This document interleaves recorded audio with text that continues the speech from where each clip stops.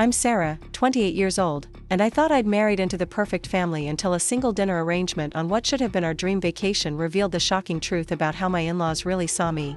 What started as an innocent family trip to celebrate my husband's promotion turned into the most humiliating experience of my life, where I discovered that blood truly is thicker than water, and some families will go to devastating lengths to remind you that you'll never truly belong. Before we jump back in, tell us where you're tuning in from, and if this story touches you, make sure you're subscribed, because tomorrow, I've saved something extra special for you. The separate table incident was just the beginning of a carefully orchestrated campaign to drive me away from the man I loved, but what they didn't expect was how their cruelty would ultimately backfire in ways they never saw coming. Growing up as an only child in a modest household in Portland, Oregon, I learned early that family meant everything to my parents. My mom worked double shifts as a nurse while my dad managed a small auto repair shop, and despite our financial struggles, our dinner table was always filled with warmth, laughter, and unconditional acceptance. When friends came over, they were treated like family members. When neighbors needed help, our door was always open. This foundation of inclusive love shaped my understanding of what family should be, which made my eventual encounter with the Morrison family all the more jarring.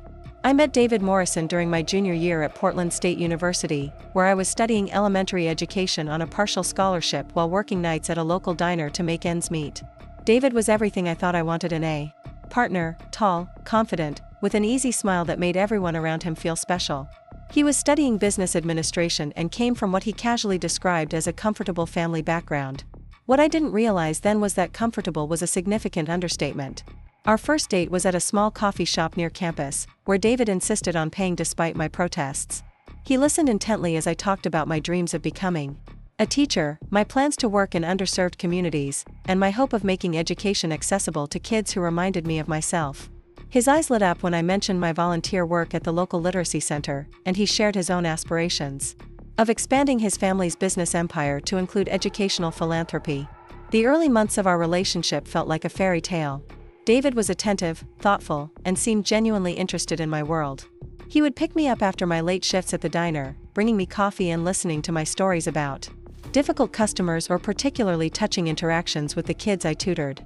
When I had to skip social events because of work or study commitments, he never made me feel guilty. Instead, he would show up at the library with takeout food and keep me company while I studied. Meeting his family, however, was an experience that should have prepared me for what was to come, though I was too blinded by love to see the warning signs clearly. The Morrison family lived in an exclusive neighborhood in the West Hills, in a sprawling colonial-style house that could have easily accommodated 3 families my size. The circular driveway was lined with perfectly manicured hedges, and the front entrance featured double doors with etched glass panels that probably cost more than my parents' monthly mortgage payment. David's mother, Patricia Morrison, answered the door wearing what I later learned was a designer outfit that cost more than I made in 2 months at the diner. She was impeccably groomed, with not a single silver hair out of place in her perfectly styled bob, and her smile seemed rehearsed rather than genuine. Her handshake was firm but brief, and I noticed how her eyes quickly scanned my outfit, a simple black dress that I had bought specifically for this occasion and thought was appropriate, but which suddenly felt inadequate under her scrutiny. His father, Robert Morrison, was equally intimidating in a different way. Where Patricia's disapproval was subtle and coded, Robert's assessment felt more direct.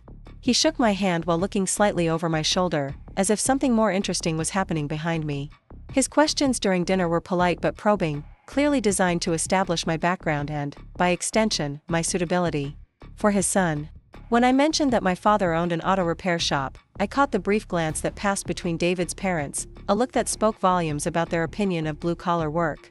The Morrison family dinner was a formal affair, complete with multiple courses served on china that had been in the family for generations, according to Patricia's pointed commentary.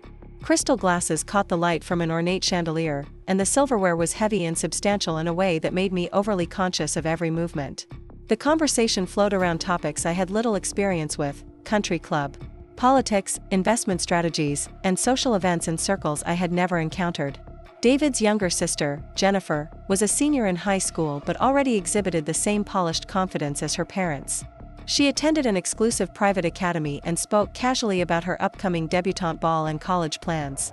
That included studying abroad in France. While she wasn't openly hostile, there was a certain coolness in her interactions with me, as if she was reserving judgment but leaning toward an unfavorable verdict. Throughout that first dinner, I felt like I was being evaluated for a position I wasn't sure I wanted to qualify for. Every answer I gave seemed to reveal another way in which I didn't quite fit into their world. When Patricia asked about my family's background, my honest response about my parents' working-class jobs was met with polite nods that felt more like patient tolerance than genuine interest. When Robert inquired about my post-graduation plans, my enthusiasm for teaching in public schools seemed to puzzle him, as if he couldn't understand why someone would choose a profession with limited financial rewards.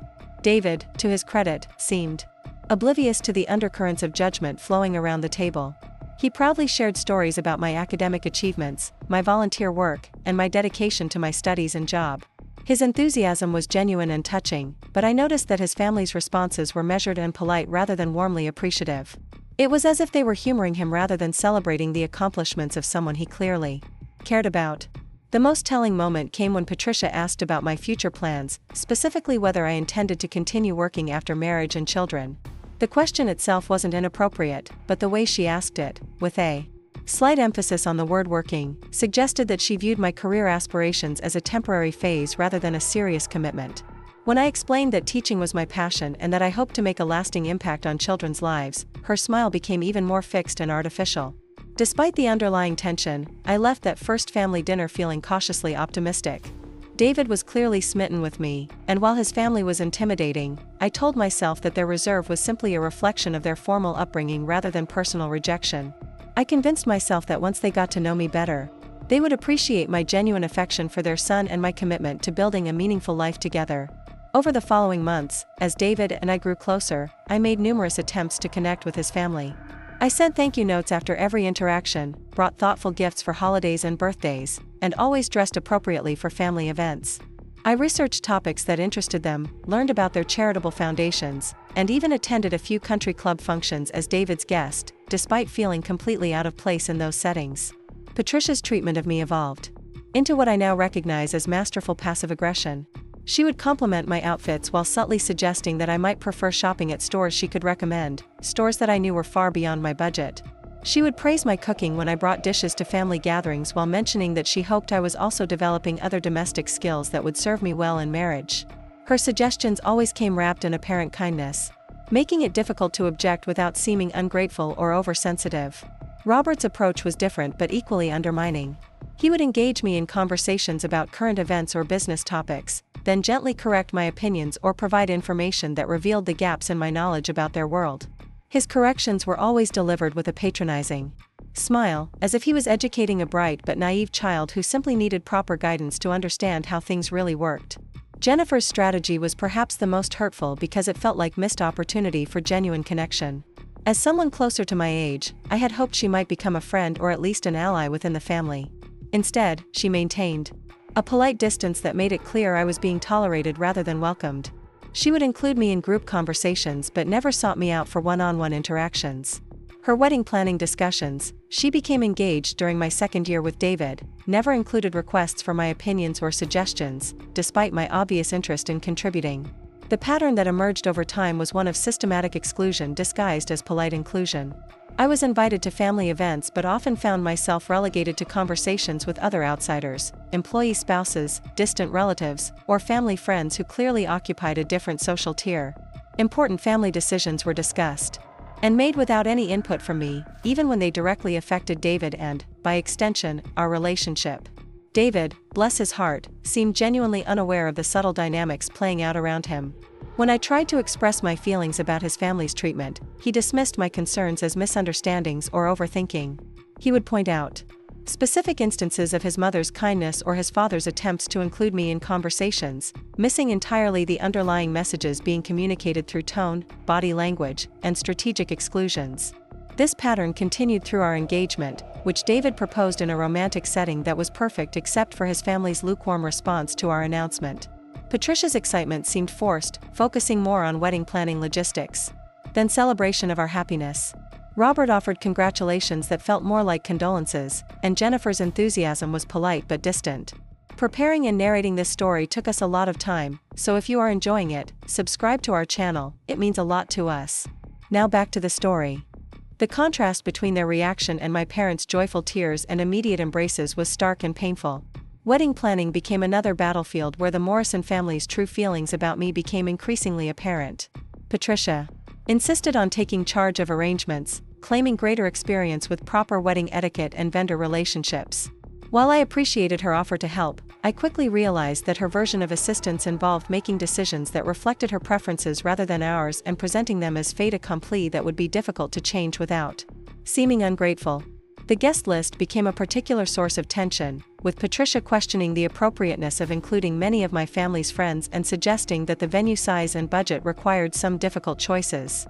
Her recommendations consistently involved reducing the number of my invitations while maintaining space for distant Morrison relatives and business associates who had little personal connection to David and me. When I protested, she would respond with hurt disappointment, claiming that she was only trying to help us avoid social embarrassment. The dress selection process was another exercise in subtle control. Patricia arranged appointments at exclusive boutiques where the least expensive options were still more than my parents' entire wedding budget. When I expressed concern about the cost, she would offer to cover the difference as her gift to me. But her selections consistently reflected her taste rather than mine. The dress I ultimately chose was beautiful but felt more like Patricia's vision of what David's wife should wear rather than an expression of my personal style. Throughout the engagement period, I began to understand that the Morrison family's issue with me wasn't personal dislike but something more fundamental. I represented a threat to their carefully constructed world.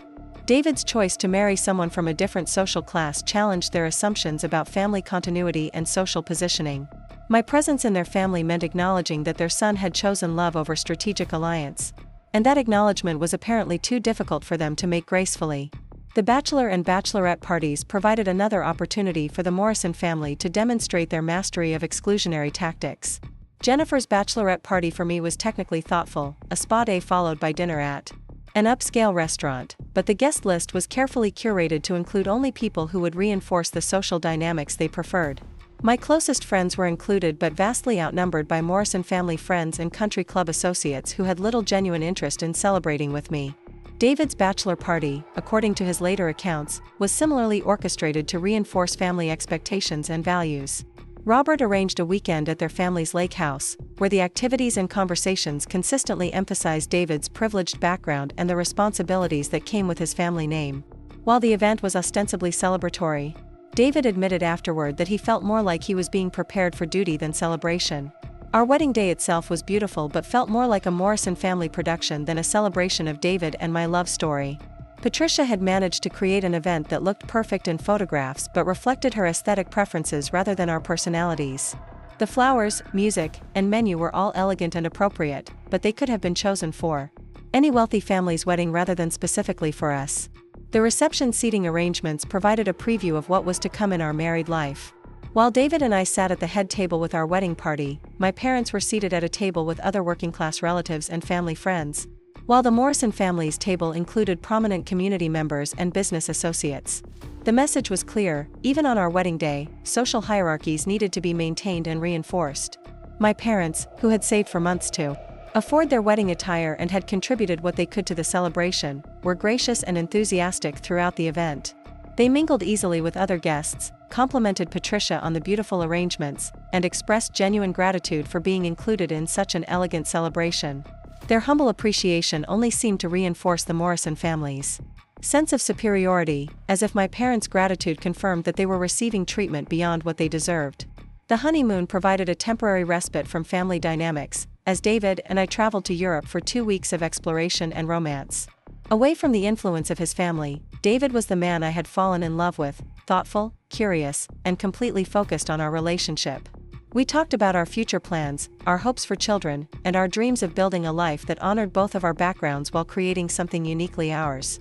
However, returning to Portland meant re-entering the Morrison family orbit, and the dynamics that had been temporarily suspended during our wedding planning resumed with renewed intensity.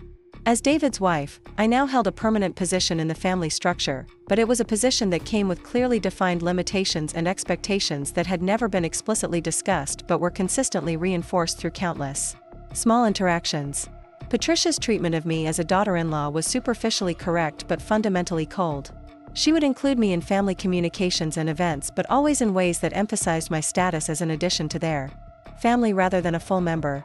Gift exchanges during holidays reflected this dynamic, with my presence being thoughtful but generic while other family members received items that reflected intimate knowledge of their preferences and needs. Robert's interactions with me became increasingly paternalistic, as if my marriage to his son gave him license to offer unsolicited advice about everything from career choices to home decoration. His suggestions were always framed as helpful guidance from someone with greater experience and wisdom, but they consistently involved steering me toward choices that would minimize my independence and maximize my conformity to Morrison family expectations.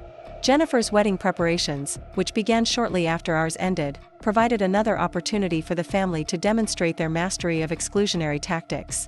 While I was technically included in wedding party activities and family discussions, my input was rarely sought and my suggestions were politely dismissed in favor of ideas from people whose opinions apparently carried greater weight. The birth of our first child, Emma, marked another turning point in family dynamics. Patricia's excitement about becoming a grandmother was genuine and overwhelming, but it came with assumptions about childcare and parenting that revealed her fundamental lack of respect for my judgment and capabilities.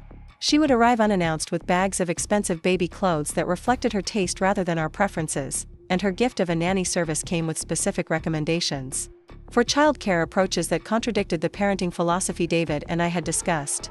The nanny situation became particularly contentious when Patricia expressed concern about my ability to provide appropriate care while continuing to work as a teacher.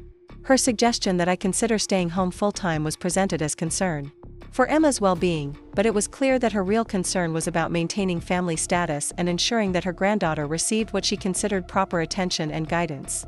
David's promotion to regional manager at his family's company was cause for celebration, but it also marked the beginning of increased pressure for us to conform more completely to Morrison family expectations. The promotion came with social obligations and community involvement requirements that would position David as a prominent figure in Portland's business community, and Patricia made it clear that my behavior and choices would reflect on the entire family's reputation. The company's annual retreats and social events became exercises in careful navigation, as I learned to interact appropriately with clients and business associates while avoiding topics or behaviors that might embarrass the Morrison family name. My teaching career was generally well received in these settings, but I was encouraged to emphasize the more prestigious aspects of my work: collaboration with wealthy private schools, involvement in educational foundations supported by prominent families, while downplaying my commitment to public education and underserved communities. Emma's first birthday party illustrated the family's approach to celebrating milestones in ways that reinforced their social positioning. Patricia organized an elaborate event at the country club, complete with professional entertainment and catering that transformed a child's birthday into a networking opportunity for Morrison family business associates. While Emma enjoyed the attention and activities, the event felt more like a showcase for the Morrison family's success than a celebration of our daughter's milestone. My attempts to host smaller, more intimate family gatherings at our home were consistently overshadowed by Patricia's elaborate alternatives, as if she was demonstrating the difference between my modest capabilities and her superior resources. When I suggested having Christmas dinner at our house, Patricia would express concern about the burden on me as a new mother and insist on hosting at her home, where she could ensure that everything met her standards for family celebrations. The pattern that emerged was one of constant subtle undermining disguised as helpfulness and concern.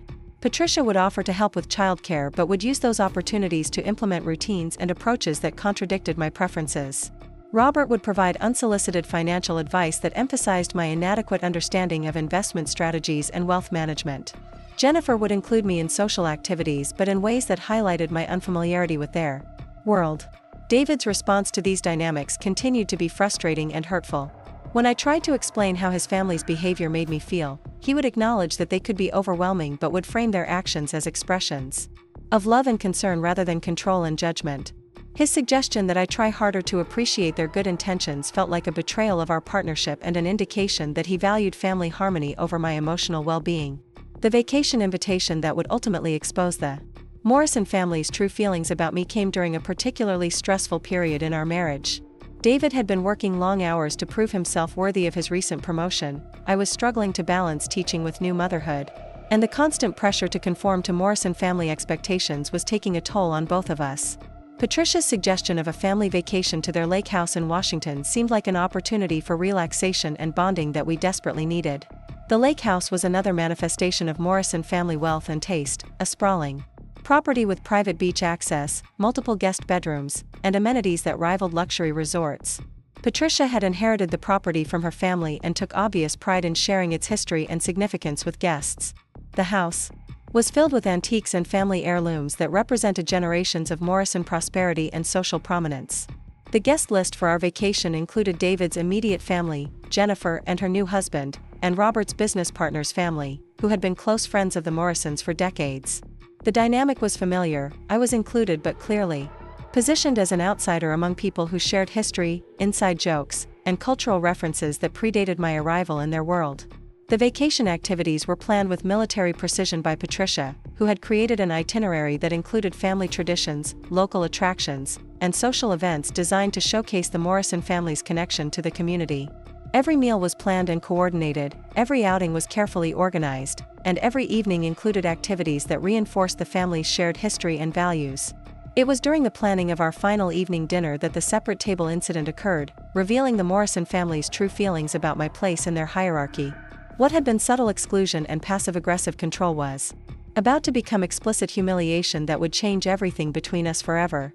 The conversation that would shatter my illusions about the Morrison family began innocuously enough during what Patricia called our family planning session for the final evening's dinner. We were gathered in the lake house's spacious living room, with its panoramic windows overlooking the pristine water, discussing arrangements for what was supposed to be our farewell celebration. Jennifer was curled up in an oversized leather chair, scrolling through her phone while occasionally contributing suggestions about menu options. Robert sat behind his laptop, supposedly handling work emails but clearly listening to every detail of our discussion. Patricia had spread out seating charts and menu cards across the antique coffee table, approaching the dinner planning with the same meticulous attention she gave to all family events. She explained that the local country club had agreed to provide catering services, and she had arranged for additional guests to join us, including several longtime family friends who maintained summer homes in the area. The dinner would take place on the lake house's expansive deck, which could easily accommodate multiple tables while providing stunning sunset views. David was holding Emma, who had just woken up from her afternoon nap, while Patricia detailed her vision for the evening. She spoke about the importance of properly introducing Emma to the Morrison family's longtime friends, many of whom had known David since childhood and were eager to meet his daughter. Her enthusiasm was genuine as she described how meaningful it would be for these family friends to witness this new chapter in the Morrison legacy. I was folding Emma's laundry and listening with half attention when Patricia mentioned that she had arranged for 3 tables to accommodate everyone comfortably. The first table would seat Robert, herself, David, Emma, and Jennifer with her husband. The second table would host the Hendersons, longtime family friends whose children had grown up with David, and the Ashfords, Robert's business partners who had been instrumental in expanding the Morrison Company's regional presence. Then came the moment that would change everything between us. Patricia glanced at me with what I initially interpreted as apologetic consideration before explaining that the third table had been arranged for me along with the catering staff supervisor and a few other service personnel who would be joining us for the meal as a gesture of appreciation for their excellent work throughout our stay. The words hit me like a physical blow, but I was so shocked that I couldn't immediately process what she had actually said. I looked up from Emma's tiny clothes, thinking I must have misunderstood something about the seating arrangements. David was making silly faces at Emma, apparently not fully processing his mother's words either. Jennifer glanced up from her phone, with an expression that suggested she was as surprised as I was, though her silence indicated she wasn't planning to intervene. I cleared my throat and asked Patricia to repeat the seating arrangements, thinking perhaps I had misheard something. In the complexity of her explanation, she repeated her plan with the same matter-of-fact tone, as if assigning me to sit with hired help was the most natural decision in the world. When I asked why I wouldn't be sitting with my husband and daughter, her response revealed the calculated cruelty behind her decision. Patricia explained that since this was primarily a business dinner with important family friends and associates, the main tables needed to reflect appropriate social dynamics and professional relationships. She suggested that I might feel more comfortable with the service staff, who were lovely people but naturally occupied a different social position than the Morrison family's longtime associates. Her tone was patronizing and dismissive, as if she was doing me a favor by sparing me from conversations that might be over my head. The room fell silent except for Emma's happy babbling as she played with David's watch. Robert continued typing on his laptop, but his fingers had stopped moving and I could tell he was waiting to see how I would respond to his wife's devastating announcement. Jennifer had stopped scrolling through her phone and was watching the interaction with barely concealed fascination, as if she was witnessing a particularly dramatic television show rather than the humiliation of her sister-in-law. David finally looked up from Emma, his expression confused rather than outraged. He asked his mother to clarify the seating arrangements, and when she repeated her plan, he suggested that perhaps they could rearrange the tables to ensure that his wife and daughter could sit together with the immediate family. His tone was mild and questioning rather than firm and protective, which hurt almost as much as Patricia's original announcement. Patricia's response to David's suggestion revealed the depth of thought that had gone into her decision. She explained that the guest list had been carefully planned to maximize business networking opportunities and strengthen important family relationships. Moving people around at this late stage would be inconsiderate to their guests and potentially embarrassing for everyone involved. She emphasized that these were significant people in the Morrison family's social and business circles, and the evening needed to proceed smoothly without awkward rearrangements. When David pressed further, asking why his wife couldn't simply be included at one of the main tables, Patricia's mask of polite consideration slipped slightly. She pointed out that the other guests had known each other for decades and shared common interests and experiences that would make for natural conversation. Adding someone who didn't share that background might create uncomfortable silences or force others to constantly explain references and inside jokes. The implication was clear: I didn't belong with their real family and friends, and my presence would be an inconvenience to people who mattered more than I did. Patricia was essentially saying that on this important evening for the Morrison family, I was considered equivalent to hired help rather than a cherished family member deserving of respect and inclusion. I felt my face burning with humiliation and anger, but I also felt trapped by the social dynamics of the situation. If I protested too strongly, I would be accused of causing drama and making everyone uncomfortable. If I accepted Patricia's arrangement quietly, I would be confirming her assessment of my place in their hierarchy. Either response would be twisted into evidence that I wasn't sophisticated enough to handle challenging social situations gracefully. Emma chose that moment to reach for me, saying "Mama" with perfect timing that emphasized exactly who was being excluded from the family celebration. I took her from David's arms and held her close, using her warm little body as a shield against the emotional assault I was experiencing. She played with my hair and smiled at me with complete trust and love, unaware that her grandmother was systematically dismantling her mother's place in the family structure. Jennifer finally spoke up, suggesting that perhaps the tables could be reconfigured to accommodate everyone more comfortably. Her tone was diplomatic but lacked conviction, as if she was making the suggestion because it seemed appropriate rather than because she genuinely wanted to advocate for my inclusion. When Patricia responded with detailed explanations about why the current arrangement was ideal, Jennifer simply shrugged and returned to her phone, effectively abandoning any pretense of support. Robert closed his laptop and joined the conversation, supporting his wife's position with arguments about the importance of maintaining proper protocol for business dinners. He emphasized that the Hendersons and Ashfords were significant figures in Portland's business community and that the evening needed to reflect well on the Morrison family's reputation and social standing. His implication was that my presence at the main tables might somehow compromise those important relationships. David's response to his father's intervention was disappointingly weak. Instead of firmly defending his wife's right to sit with her family, he asked questions about the specific business implications and seemed to be considering whether the networking opportunities might indeed justify the seating arrangements his parents had proposed. His willingness to even entertain their reasoning felt like a betrayal of our marriage and his responsibilities as my husband and partner. The discussion continued for nearly an hour, with Patricia and Robert presenting increasingly elaborate justifications for their decision while David asked questions that seemed designed more to understand their reasoning than to challenge their fundamental premise. I sat holding Emma, feeling increasingly invisible as they debated my social worthiness as if I weren't present in the room. Eventually, Patricia suggested that we table the discussion and revisit it later, as if there was room for negotiation. When her tone and body language made it clear that her decision was final, she began gathering up her seating charts and menu cards with the brisk efficiency of someone who had accomplished exactly what she intended. Robert reopened his laptop and returned to his emails, signaling that he considered the matter settled. Jennifer announced that she was going to call her husband, who had driven to town for supplies, and left the room without making eye contact with anyone. Her exit felt like the final abandonment, confirming that no one in David's family was willing to stand up for basic decency and respect toward me. I was entirely alone in a house full of people who were supposed to care about my well-being and happiness. David suggested that we take Emma for a walk down to the lake, and I agreed, desperate to escape the suffocating atmosphere of the living room.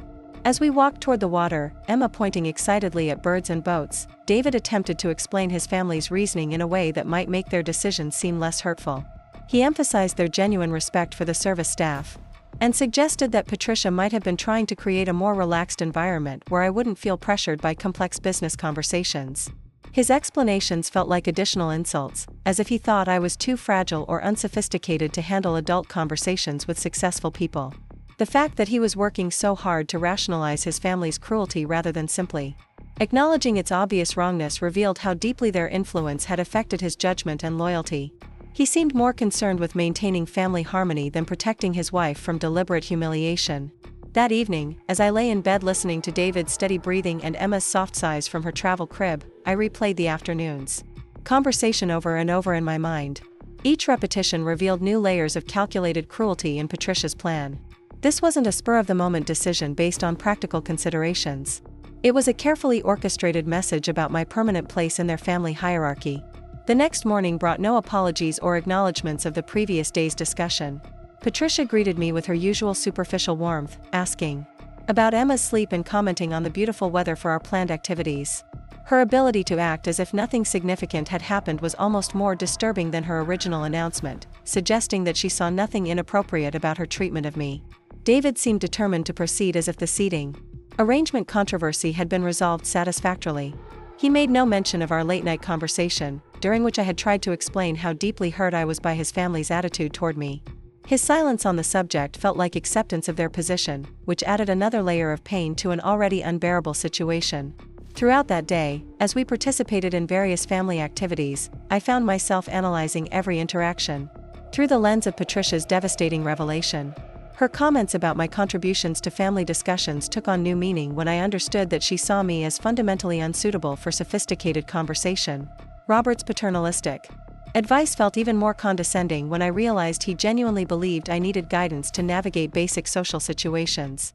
The other guests began arriving late that afternoon, and I watched David's transformation as he greeted longtime family friends with genuine enthusiasm and shared memories.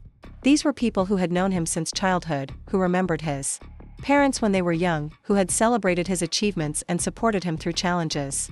Their easy familiarity with each other highlighted my position as a permanent outsider looking in on relationships that predated my existence and would continue long after any role I might play in David's life. The Hendersons were a distinguished couple in their 60s who owned several successful restaurants in Portland and maintained extensive philanthropic involvement in arts organizations. They greeted David with obvious affection and immediately began sharing stories about his childhood visits to their lake house. When David introduced me as his wife, their polite acknowledgement felt perfunctory compared to their genuine warmth toward other family members. The Ashfords arrived with their adult children, who had grown up alongside David and Jennifer and maintained close friendships despite living in different cities. Their reunion was filled with inside jokes and shared references that created an instant atmosphere of intimacy and belonging that I could never hope to penetrate. These were the people Patricia considered appropriate company for her son, while relegating me to a table with hired help. As dinner preparations began, I realized that Patricia's plan was proceeding exactly as she had outlined despite David's supposed concerns and my obvious distress. The catering staff had indeed been invited to join us for the meal, and they seemed genuinely pleased by this gesture of appreciation. Under different circumstances, I might have appreciated Patricia's thoughtfulness toward people who were working hard to make our vacation enjoyable. However, the context of my assignment to their table transformed what might have been a lovely gesture into a calculated insult. Patricia was demonstrating that she saw no distinction between her daughter-in-law and the people she paid to serve her family. The message was clear: I was there to work for the Morrison family's pleasure rather than to be celebrated as a valued member of their inner circle. The catering supervisor, Maria, was a warm and professional woman who had been working with the Morrison family for several years during their summer visits to the lake house. She chatted easily about the menu preparations and shared stories about other events she had managed for the family. Her genuine enthusiasm for her work and obvious pride in providing excellent service made the situation even more uncomfortable for me. Maria and her assistant, Carlos, were both lovely people who treated me with respect and kindness throughout our interactions. They assumed that I was joining their table by choice, perhaps because I preferred a more relaxed atmosphere, or wanted to express appreciation for their hard work. Their natural assumption that my presence indicated consideration rather than rejection made Patricia's cruelty even more apparent. As the dinner hour approached, I found myself faced with an impossible choice. I could refuse to participate in Patricia's seating arrangement, which would create a scene and force David to choose between supporting his wife and maintaining family harmony. Alternatively, I could accept the assignment gracefully, which would confirm Patricia's assessment of my place in their hierarchy and possibly encourage future similar treatment.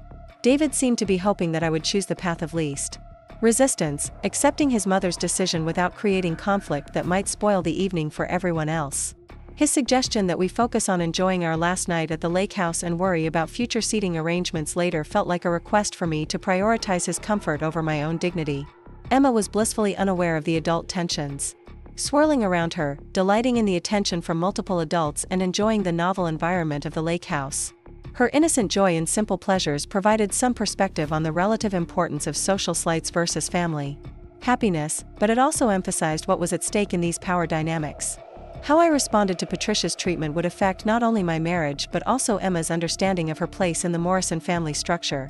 The cocktail hour before dinner proceeded with the usual Morrison family choreography, with Patricia orchestrating conversations and ensuring that everyone felt welcomed and entertained. Her skills as a hostess were undeniable, as she guided discussions toward topics that allowed each guest to shine while avoiding potentially controversial subjects that might create discomfort. I participated in these pre-dinner conversations with growing awareness of my provisional status in the group. While no one was openly rude or dismissive, there was a subtle difference in how people engaged with me compared to their interactions with established family members and longtime friends. Questions directed toward me felt like polite inquiries rather than genuine interest in my thoughts and experiences. The business discussions that dominated much of the conversation were particularly revealing, as they highlighted exactly the type of networking and relationship building that Patricia considered too sophisticated for me to handle appropriately. Robert and his associates discussed expansion opportunities and market strategies with the easy confidence of people who had been making significant financial decisions for decades. David participated in these conversations with obvious pleasure and competence, demonstrating the business acumen that had earned him his recent promotion and his family's respect. His enthusiasm for discussing complex deals and strategic partnerships revealed aspects of his personality that I rarely saw in our domestic life together. These were the qualities that his family valued most highly, and they were demonstrated most clearly in contexts where I felt least capable of contributing meaningfully. Jennifer and her husband contributed their own perspectives on business trends and investment opportunities, showing that the entire younger generation of the Morrison family was expected to maintain the tradition of financial success and professional achievement. Their easy participation in these discussions highlighted my outsider status as someone whose career in public education was seen as admirable but ultimately irrelevant to serious family concerns. When Patricia announced that dinner was ready and began directing people toward their assigned tables, the moment I had been dreading finally arrived. The main deck had been beautifully arranged with 3 distinct seating areas, each featuring elegant table settings and fresh flower arrangements that reflected Patricia's impeccable taste and attention to detail. The head table, positioned to take advantage of the best sunset views, was clearly the focal point of the evening. Patricia had arranged it to accommodate herself, Robert, David, Emma in her high chair, Jennifer and her husband, and the Hendersons. The conversation at this table would undoubtedly focus on family updates, business developments, and shared memories that reinforced the bonds between longtime associates. The second table included the Ashfords and their adult children, along with 2 other couples who had arrived just before dinner. This group represented the next generation of the Morrison family's social and business network, and their table placement indicated their importance in maintaining continuity of relationships and influence. My assigned table was positioned slightly apart from the other 2, near the kitchen access area where the catering staff could easily serve and clear courses. Maria and Carlos had been joined by Patricia's longtime housekeeper, Margaret, who helped maintain the lake house throughout the summer season. The 4th seat at our table remained empty, emphasizing that even with creative arrangements, I didn't quite fit into any natural grouping. As people moved toward their assigned seats, I stood frozen for a moment, still hoping that someone would recognize the inappropriateness of the arrangement and suggest modifications that would allow me to sit with my husband and daughter. David was already helping Emma into her high chair while chatting with Mr. Henderson about quarterly revenue projections. His complete focus on the business conversation confirmed that he had accepted his mother's decision and moved on without further consideration of my feelings. The moment when I actually walked to my assigned table felt like a public acknowledgement of my diminished status within the Morrison family hierarchy. Every step toward Maria and Carlos felt like a step away from my marriage and my daughter, a physical manifestation of the emotional distance that Patricia had been creating systematically since David and I first became serious about our relationship. Maria greeted me warmly as I approached their table, expressing appreciation for my willingness to join them for the meal. Her genuine pleasure at my presence made the situation even more complicated, as I couldn't explain that my assignment to their table was intended as punishment rather than preference. Carlos immediately began sharing stories about his family's catering business and his hopes of expanding into event planning, treating me as a welcomed guest rather than a fellow exile. Margaret, who had worked for the Morrison family for over 15 years, offered fascinating insights into the Lake House's history and the family's evolution over the years she had known them. Her loyalty to the family was obvious, but she also possessed the observational skills of someone who had witnessed multiple generations of family dynamics without being directly involved in their emotional complications. As the first course was served, I found myself divided between genuine appreciation for my tablemates' company and profound sadness about what their friendship represented. These were good people who treated me with respect and kindness, but my presence at their table was a clear message from Patricia about where I belonged in her family's social order. From my position, I could observe the conversations at the main tables without being able to participate in them. David was animated and engaging as he discussed business developments with family friends, occasionally looking over at Emma and making faces that delighted her. His comfort and happiness in this environment stood in stark contrast to my isolation and humiliation, highlighting how differently we were experiencing this family celebration. Emma occasionally looked around for me, and when she spotted me at the adjacent table, she would wave and call out Mama with obvious confusion about why I wasn't sitting beside her.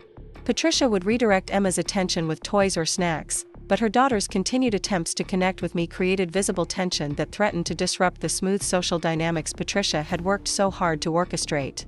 The conversation at my table was actually quite enjoyable, as Maria, Carlos, and Margaret were all intelligent and interesting people with rich life experiences and thoughtful perspectives on current events. Maria shared stories about her family's immigration journey and her determination to build a successful business that could provide opportunities for her children.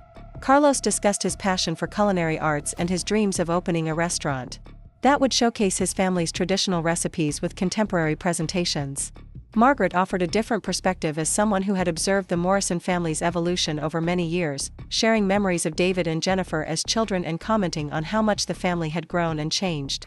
Her obvious affection for the family members was touching, but her careful discretion suggested that she was well aware of family dynamics that outsiders might not fully understand. Despite the quality of conversation at my table, I remained acutely aware of my exclusion from the family celebration happening just a few feet away. The laughter and animated discussions at the main tables emphasized everything I was missing as David's wife and Emma's mother. The business networking that Patricia had prioritized over family inclusion was proceeding exactly as she had planned, with David making connections and strengthening relationships that would benefit his career and the Morrison family's interests. As the evening progressed and wine flowed freely at the main tables, the conversations became increasingly boisterous and intimate. Shared memories and inside jokes created an atmosphere of exclusive belonging that made my physical separation feel even more pronounced. These were the people who would always have David's ear and influence over his decisions, while I remained permanently outside their circle of trust and affection. The dessert course brought a particularly painful moment when Patricia stood to offer a toast celebrating family and friendship. Her words emphasized the importance of long-time relationships and shared values, praising the guests for their continued support of the Morrison family through various challenges and changes. She specifically thanked the catering staff for their excellent service, acknowledging our table with a gracious nod that felt more like dismissal than inclusion. David added his own toast, expressing gratitude for family support during his recent promotion and acknowledging the business partnerships that had contributed to his success. His failure to mention his wife or to acknowledge my presence at the family celebration felt like a public confirmation of Patricia's assessment of my irrelevance to his important relationships and achievements. When the formal dinner concluded, and people began moving into smaller conversation groups, I found myself in an impossible social position. Joining the family discussions would mean inserting myself into conversations where I wasn't wanted, while remaining with the catering staff would confirm my assignment to their social level. David was deep in conversation with business associates, showing no awareness of my dilemma or concern for my comfort. The evening's final humiliation came when Patricia approached my table to thank Maria, Carlos, and Margaret for their excellent work throughout our stay. She handed them each an envelope containing what I assumed was a generous tip, acknowledging their contributions to our family's vacation enjoyment. When she turned to me with a similar envelope, the message was unmistakable. I was being paid off like hired help for my services to the Morrison family. I declined the envelope with as much dignity as I could manage, explaining that I was grateful for the opportunity to meet such wonderful people but didn't require compensation for enjoying their company. Patricia's surprise at my refusal suggested that she had expected me to accept the payment, confirming that she genuinely saw no distinction between her daughter-in-law and the people she employed. The drive home the next morning was conducted in silence that felt different from our usual comfortable quiet. David focused on the road while I held Emma, both of us processing the previous evening's events in our own ways. When David finally spoke, it was to suggest that I might have misinterpreted his mother's intentions and that the seating arrangement had been designed to help me feel more comfortable rather than to exclude me from family discussions. His continued defense of his family's treatment confirmed that the separate table incident was just the beginning of much larger problems in our marriage. Patricia's message had been received and understood by everyone present. I was tolerated within the Morrison family structure but would never be truly accepted as an equal member deserving of respect and consideration. David's willingness to accept this hierarchy meant that our marriage would always be secondary to his family's preferences and expectations. As we pulled into our driveway and began unloading our vacation luggage, I realized that the lake house trip had fundamentally changed my understanding of my place in David's life.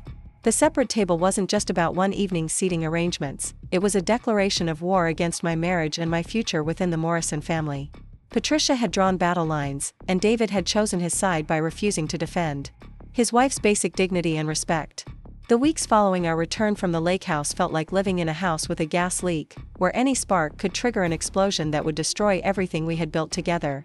David threw himself into his work with an intensity that seemed designed to avoid confronting what had happened during our family vacation. He left early each morning and returned late each evening, claiming that his recent promotion required additional attention to new responsibilities and client relationships. His avoidance strategy might have been more effective if Patricia hadn't immediately begun planning follow-up events that would reinforce the social hierarchy she had established during our lake house dinner. Within days of our return, she called to invite us to a business reception honoring Robert's company's latest acquisition. The event would include many of the same people who had witnessed my relegation to the service staff table, and Patricia's enthusiastic description of the networking opportunities made it clear that she expected a repeat performance of the dynamics she had orchestrated so successfully. When David accepted the invitation without consulting me, I realized that he had internalized his family's assessment of our relationship priorities. His assumption that I would attend and behave appropriately revealed his complete failure to understand how profoundly the lake house incident had affected my willingness to subject myself to further humiliation. His surprise when I refused to attend demonstrated how little attention he had been paying to my emotional state since our return.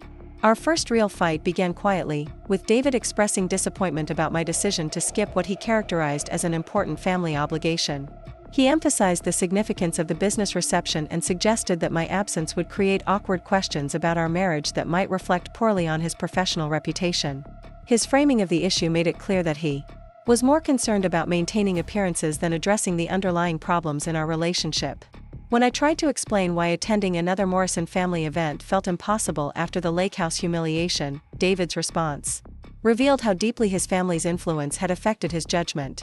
He suggested that I was being overly sensitive about what had been an innocent seating arrangement designed to help me feel more comfortable. His characterization of Patricia's calculated cruelty as innocent consideration felt like gaslighting.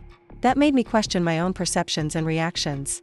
The conversation escalated when I pointed out that he had sat silently while his mother assigned his wife to eat with hired help, offering no defense or protest on my behalf.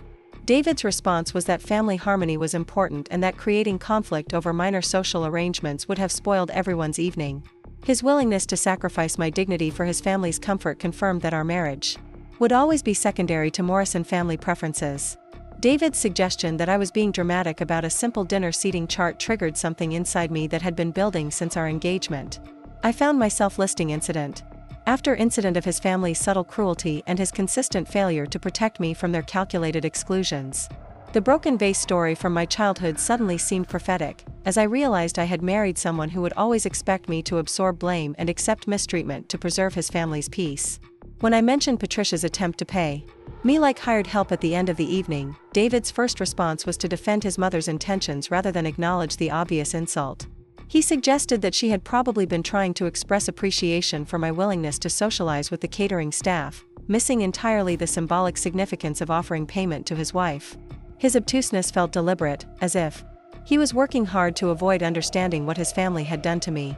The fight continued sporadically over several days, with David alternating between minimizing the lake house incident and expressing frustration about my refusal to move past what he considered a minor misunderstanding.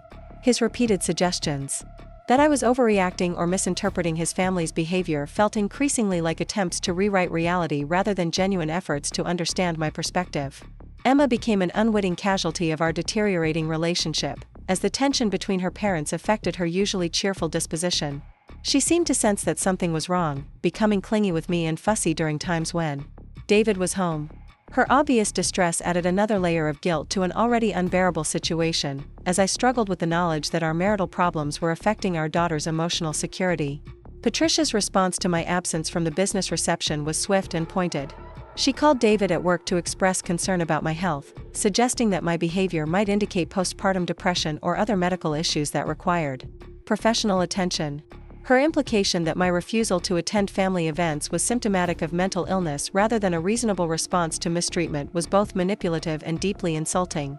David's willingness to consider his mother's amateur psychological diagnosis felt like another betrayal, as he began asking leading questions about my mood and energy levels. His suggestions that I might benefit from counseling were presented as loving concern, but they carried the clear implication that the problem lay with my perceptions rather than his family's behavior. The idea that seeking therapy might help me better tolerate Morrison family dynamics was both infuriating and heartbreaking. The isolation I felt during this period was compounded by my limited support network in Portland. Most of our social connections were related to David's work or family, leaving me with few people who could provide objective perspective on our situation. My teaching colleagues were friendly but not close enough for intimate discussions about marital problems, and my parents were 3,000 miles away dealing with their own challenges. When I finally called my mother to discuss what had happened at the lake house, her reaction was everything I had hoped for from David. She was immediately outraged on my behalf, expressing disbelief that any family would treat a daughter-in-law with such calculated disrespect. Her validation of my feelings was both comforting and painful, as it highlighted how differently David should have responded to his family's treatment of me. My mother's suggestion that I bring Emma for an extended visit home to Connecticut was tempting, but I realized that running away would only confirm Patricia's assessment of my unsuitability for the Morrison family. If I was going to fight for my marriage and my daughter's future, I needed to do it from a position of strength rather than retreat.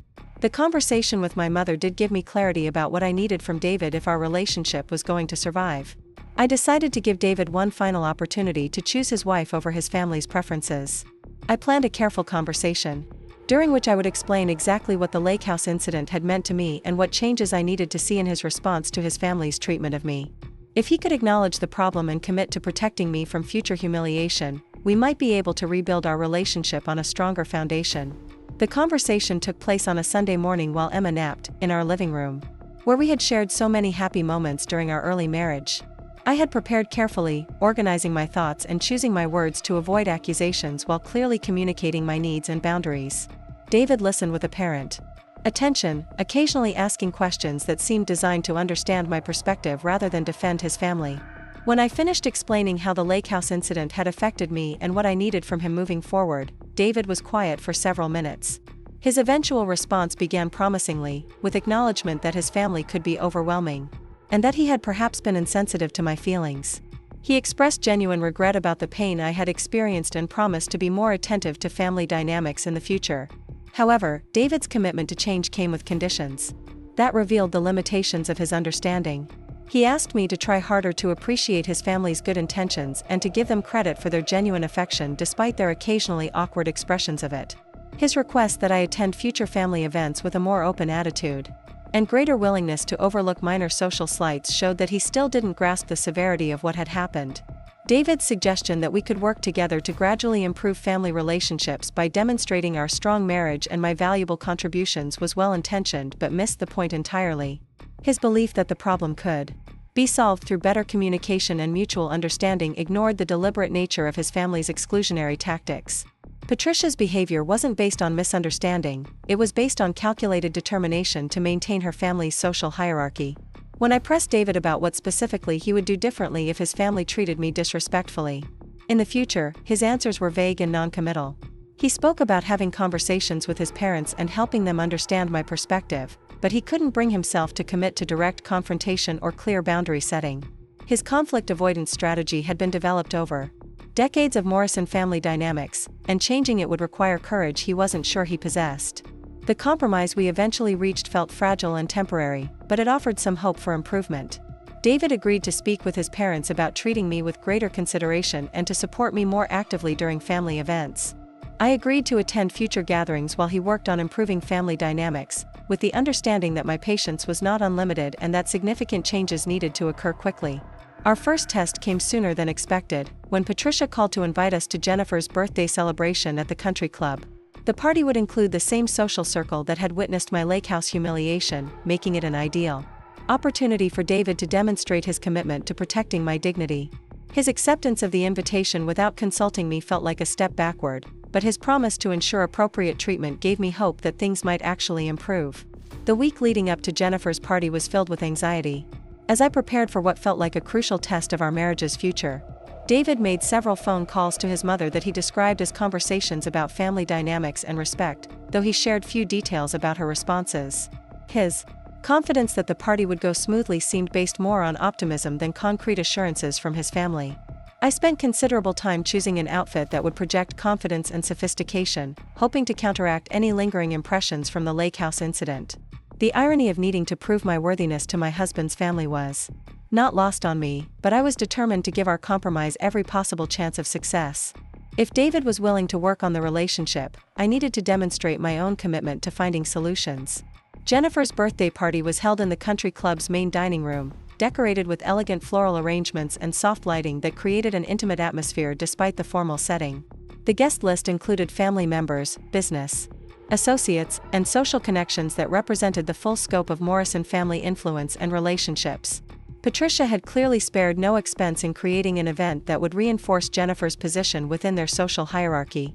The first indication that nothing had fundamentally changed came when Patricia greeted us at the entrance. Her embrace was warm and her inquiries about Emma were genuine, but her failure to make eye contact with me or acknowledge our previous conversation through David suggested that she had no intention of modifying her behavior.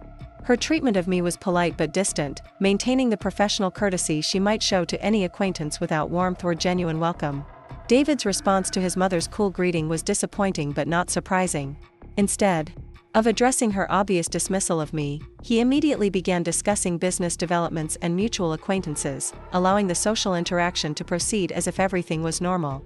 His failure to advocate for basic courtesy toward his wife confirmed that his promises of change had been primarily intended to appease me rather than to actually confront family problems. The cocktail hour proceeded with familiar patterns of inclusion and exclusion that had characterized every Morrison family event since our marriage. I was included in conversations but never asked direct questions or encouraged to share opinions.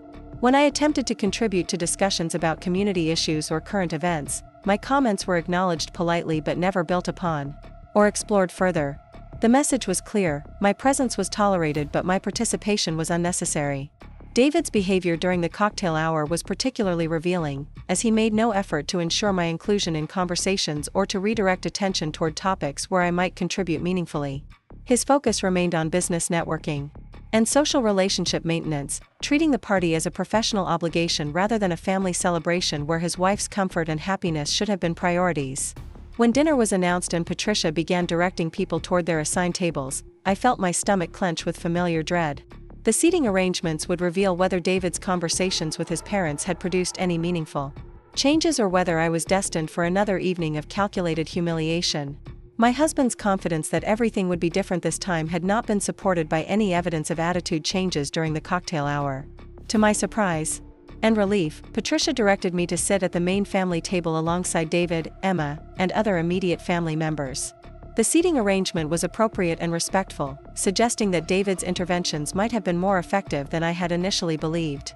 For the first time in months, I felt cautiously optimistic that our marriage might be able to survive the challenges posed by Morrison family dynamics.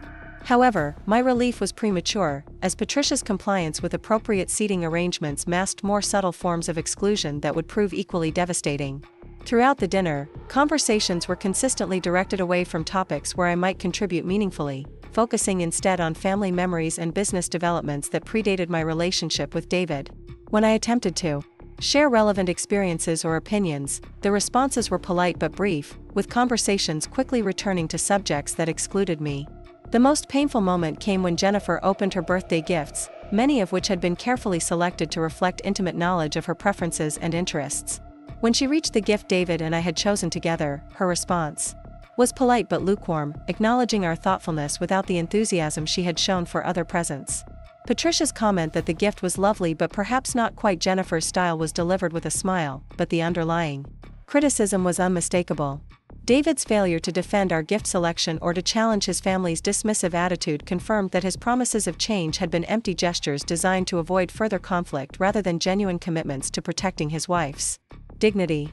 His willingness to allow his family to subtly insult my judgment and taste revealed that he remained more concerned with maintaining family harmony than defending his marriage.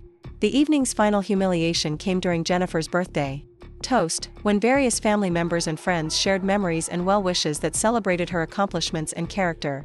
When Patricia invited family members to contribute, she specifically mentioned David, Robert, and Jennifer's husband, but made no acknowledgement of my presence at the family table.